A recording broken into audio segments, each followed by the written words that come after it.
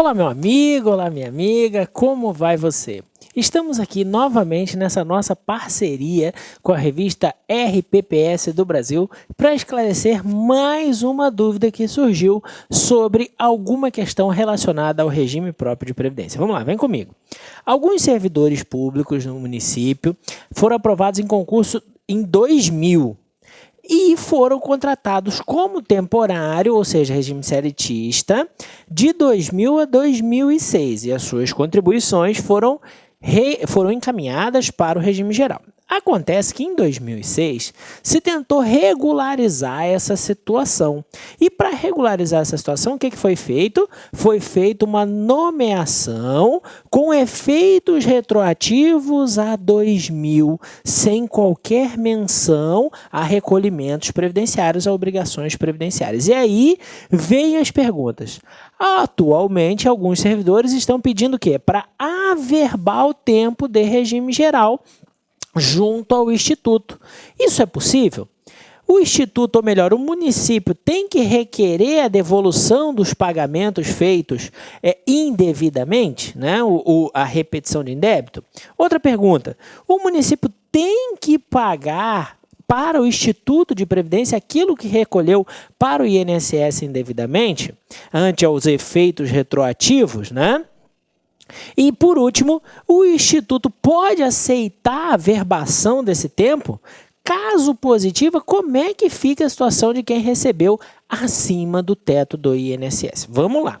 Então, são várias questões aqui. Então, primeiro, vamos tentar discernir aqui uma coisa que não está ali. Os efeitos, ou melhor, foi dada retroatividade nos efeitos da nomeação, mas não está escrito duas coisas importantes. A primeira, foi anulado o contrato celebrado entre o município e esse servidor no período de 2000 a 2006?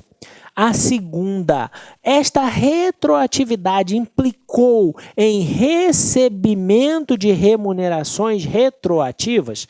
Essas duas questões são primordiais para quê? São primordiais para que nós possamos estar elucidando essa dúvida, possamos estar respondendo esse questionamento.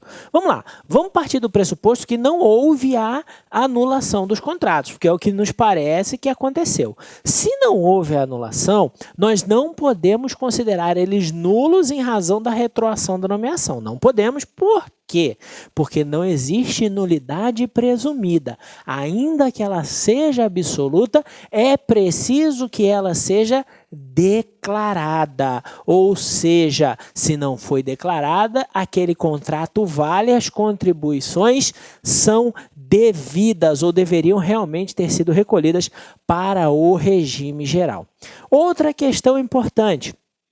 Houve pagamento retroativo de remuneração? Nos parece que não houve esse pagamento retroativo de remuneração, tá? Por que que nos parece que não houve esse pagamento retroativo de remuneração? Porque não há menção a ele. Ora, se não houve pagamento retroativo de remuneração, não há base de cálculo. Isso é importante, então, para a gente fazer a nossa resposta. Vamos lá, então. Parágrafo 13 do artigo 40. Os servidores que têm relação contratual estão filiados ao regime geral. Então, o vínculo, ou melhor, a filiação ao regime geral em razão daquele contrato está correta? Está correta, a partir do momento em que ele não foi anulado, tá? Então, se ele não foi anulado, aquela filiação está correta, as contribuições são devidas. Então, não há que se falar em quê? Em restituição. Por quê? A 823/91 é clara lá no seu artigo 89, ao dizer ou a estabelecer que as contribuições só devem ser restituídas quando o pagamento for indevido ou a maior. Ora, se não houve a anulação do contrato, não há que se falar em pagamento indevido, ok? Beleza? Tranquilo? Então, vamos voltar lá nas perguntas e ver quanto a gente já consegue responder aqui. A primeira, vamos lá. A primeira, solicitando a verbação para o período em que as contribuições foram destinadas erroneamente ao INSS, indagando se o procedimento mais adequado é aquele no qual a Prefeitura Municipal requer ao INSS a devolução das contribuições vertidas ao regime geral, equivocadamente recolhendo os valores devidos ao RPPS municipal. Veja só, não há que se falar em repetição de indébito. Por quê? Porque não há nulidade no contrato. E que nulidade não há? Não há declaração de nulidade, tá? Não estou dizendo que o contrato não é nulo, porque o que nos parece é que ele realmente é nulo, tá? Mas como essa nulidade não foi declarada, eu não posso falar em repetição de indébito, as contribuições não eram indevidas, ok? A segunda parte a gente já fala só, já já. A Prefeitura deve recolher aos cofres do Instituto o período em que recolheu o INSS equivocadamente? A gente já fala já já. Tendo em vista a existência de efeitos retroativos através da portaria convalidando o período 2000-2006, estatutário e não celitista, o Instituto pode aceitar a averbação desse tempo de contribuição? Caso positiva, como é que fica quem recolheu ou quem ganhava acima do teto do INSS? Vamos lá, veja só. O que acontece? O Instituto pode aceitar a averbação desse tempo? A princípio, a aceitação da averbação desse tempo, ela passa necessariamente por uma outra questão que nós vamos elucidar agora, que é a questão que está relacionada a quê? A contribuição relativa ao cargo efetivo do período de 2000 e 2006, tá? Qual é a razão de o servidor contribuir para o regime próprio? A razão do servidor contribuir para o regime próprio é ele receber remuneração. Ora, se eu retroagir o ato de nomeação dele, é necessário o quê? É necessário que eu decida se eu vou pagar esse valor ou se eu vou pagar remuneração referente a esse valor, ou a esse período ou não, tá? Aqui tem uma decisão do Supremo que discute isso com relação à nomeação em concurso. Não é bem o caso, né? Mas serve de parâmetro, onde o Supremo diz que a nomeação tardia não dá direito a recebimento de valores retroativos. Então, tudo isso depende das consequências dessa retroação. Se a retroação implicou e aí o município fez o pagamento dos valores das remunerações referentes ao período 2000 a 2006, aí tem a incidência de contribuição. Tá? Por quê? Porque ele recebeu a remuneração do período. Agora, se o município não pagou a diferença desse período, reconheceu só a retroação para efeitos de vínculo funcional, sem o dever de remunerar, não há que se falar em quê? Em contribuição desse período, não é? Por quê? Porque não tem recebimento de remuneração. Se não há recebimento de remuneração, não há contribuição nesse período. Beleza? Tranquilo? Então, vamos voltar aos questionamentos aqui. Vou voltar de novo. Vamos lá. A Prefeitura deve recolher para o Instituto aquilo que pagou indevidamente para o INSS? Só existe contribuição patronal se houver contribuição do servidor. Então, o período de 2000 a 2006 só será dever da Prefeitura recolher se o servidor fez também a sua contribuição, ok? Aí, vamos lá. O Instituto pode aceitar a averbação deste tempo de contribuição?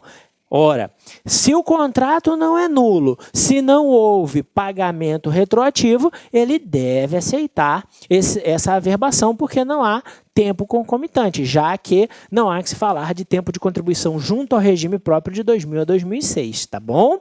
Agora, se o contrato foi nulo, ou se houve pagamento